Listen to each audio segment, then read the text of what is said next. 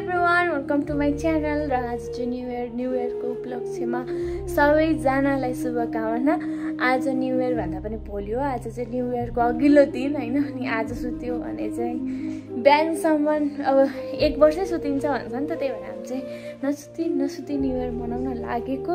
र न्यू इयरको तयारी पनि देखाउने नै छु, के बनाउने सबै थोक हजुरलाई देखाउँछु। र भिडियो पुरैसम्म हेरिदिनु होला। लाइक, शेयर एन्ड सब्सक्राइब चाहिँ गर्न नबिर्सिनु होला। भेट्नेछु एकछिनमा।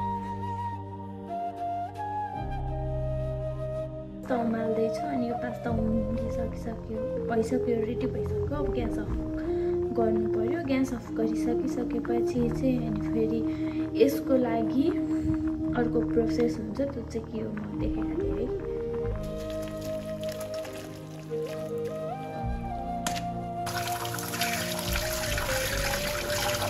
मलाई हेर्न सक्नुहुन्छ साथीहरू।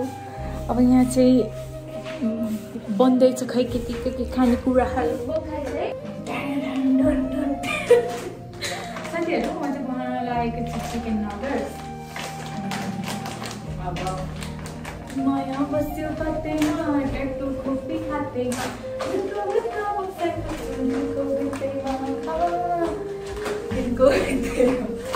ल साथीहरू अहिले म बनाउँछु अनि भेटौँला है त। हेर्न सक्नुहुन्छ यो चाहिँ यतिको भइसक्यो। धेरै पनि यसलाई फुट्ने होइन, किनभने यो हाम्रो चाहिँ मिल्कमा पनि मतलब दुधमा पनि पाक्छ। दुध हालेर यसलाई पकाउनु पर्छ। र अब हाम्रो चाहिँ नेक्स्ट प्रोसेस भनेको यसको लागि भनेको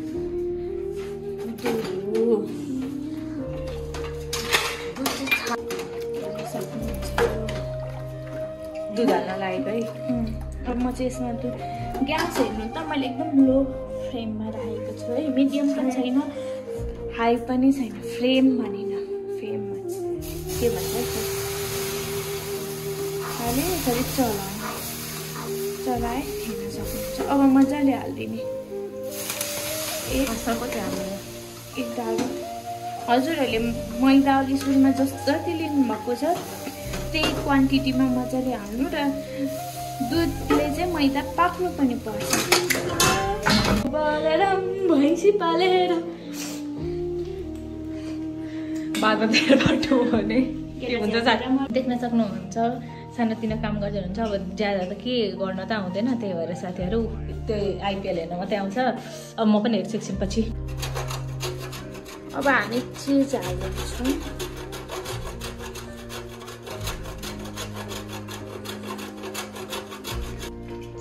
चिजले भरिएको हाम्रो देश नेपाल।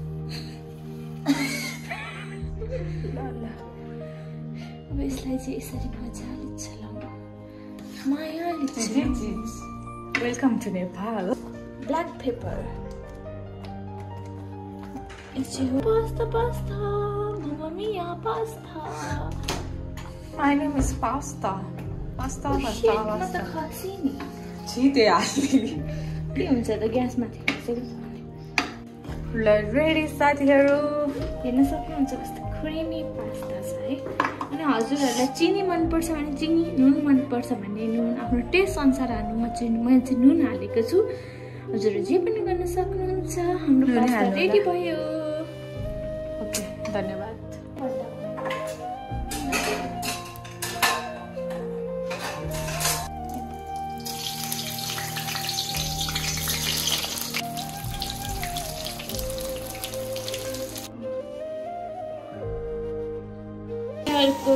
काम गरिसकेपछि मलाई फेरि सनक्क मनपर्छ क्या अलिकति पनि, त्यही भएर सक्यो। अब अघि एकदम दुधहरू पोखिएको थियो, हाल्दाखेरि धेरै सानो पोखिएको थियो, त्यही पनि सफा गर्दै चाहिँ बेलुन फुलाइँदैछ।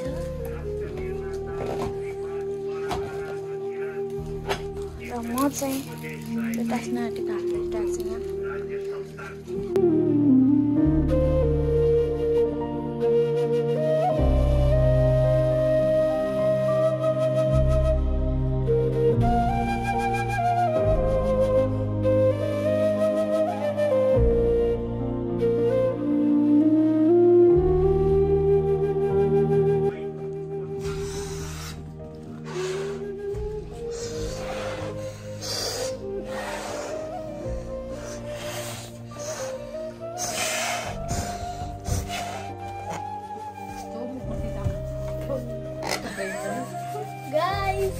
हामी हाम्रो ट्यालेन्ट देखाउँछौँ है अपने आप इधर चेला है बलून भी मेरा चेला बन चुका है हाम्रो ट्यालेन्ट हेर्नु है हाम्रो ट्यालेन्ट कपालमा दलेर अनि यहाँ राख्छ यो त फस्यो तेल छैन नि त मेरो कपालमा तेल छैन तेल यो चाहिँ कस्तो दामी हटेको छ अर्को पनि हटेको थियो तेल हुनुपर्छ मतलब हाम्रो लुक्स आजको चाहिँ यो होइन ओ माई गॉड यहाँ डेकोरेसन हेर्न सक्नुहुन्छ अनि त्यसपछि चाहिँ यो चाहिँ अहिले त्यतिकै रेन्डम गएको न्यु इयर स्टार्ट भइसकेको छैन 12 पनि बजेको छैन होइन अहिले होइन न्यु इयर स्टार्ट हुन अझै टाइम छ अब हामी चाहिँ खानपिनतिर लाग्छौँ खाना खाइसकिसकेपछि अनि क्यान्डल बालेर न्यु इयर मनाउने wow 1 2 3 happy new year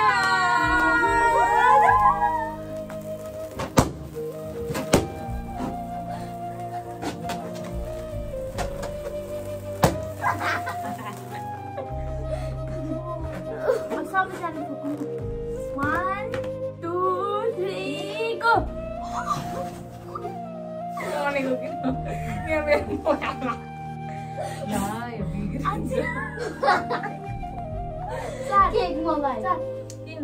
cake mobile प्राइसमा कति लाग्छ यो फोन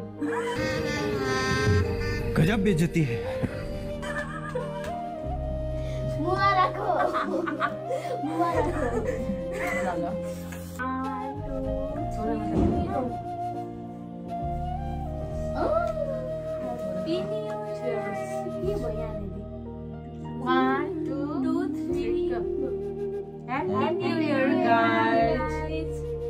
फेरि पनि हजुरहरूलाई ह्यापी न्यू इयर 2082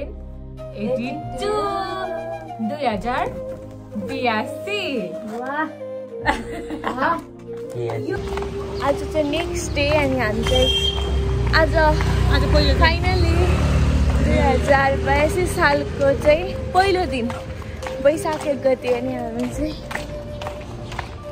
के अरे पशुपति मन्दिर जाँदैछौँ किनभने वर्षको पहिलो दिन भगवानबाटै सुरु गरौँ होइन मन्दिर गएर पूजा गरेरै सुरु गर्छौँ सायद मेरो आवाज अलिक कम सुनेको छ होला भाइहरूले होइन अनि त्यस्तै हो अनि हजुरहरूलाई अब मन्दिरको जति देखाउनु नेक्स्ट डे आज होइन हिजोको अगाडिको भ्लगहरू पनि हेर्नुभयो होला कस्तो लाग्यो प्लिज के अरे कमेन्ट गर्न नबिर्सिनु होला है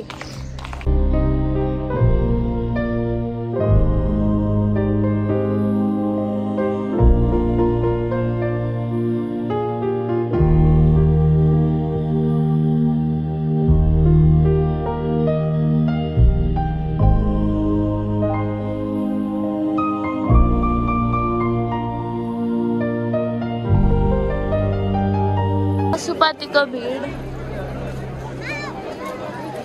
पूजा कसरी गरिस् भन्दै त यस्तो भिड छ गेट नखेर आइराखेको छ मान्छेहरू भन्न पनि यस्तै हो भित्रको ढोका बन्द गरेपछि बाहिर निस्किन नभएपछि गेट नाग्नै पर्यो त्यही भएर नआएको हो हामीले चाहिँ पूजा गरेर निस्किसक्यौँ